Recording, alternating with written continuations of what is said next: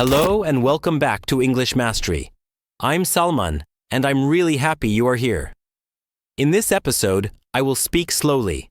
I will use clear, simple words. I will repeat ideas, so you can listen, repeat, shadow, and practice your English step by step. Today, I want to show you something very simple, something powerful, something you can do every day to improve your English faster and with more confidence. And the good news is this. You don't need difficult topics. You don't need perfect grammar. You don't need to speak fast. You just need your life. Let me explain. Many English learners ask the same question. What should I talk about in English?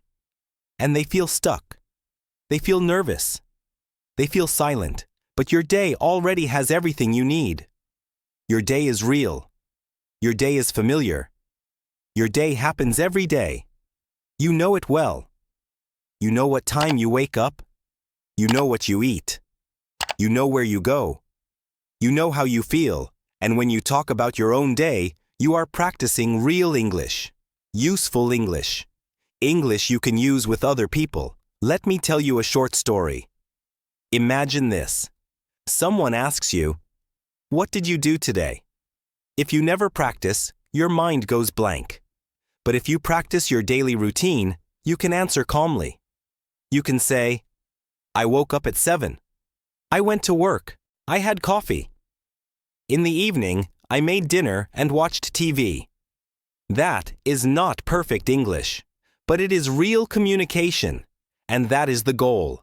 You don't need to be perfect. You just need to try. When you talk about your day, something special happens. You stop translating in your head. You start thinking in English. You start using full sentences, and little by little, you feel more confident. Confidence does not come from knowing everything. Confidence comes from using what you already know. So let's slow down. Let's keep it simple. You can practice in the morning. You can talk about yesterday. You can practice in the evening. You can review today. You can even practice alone. At home. In your room.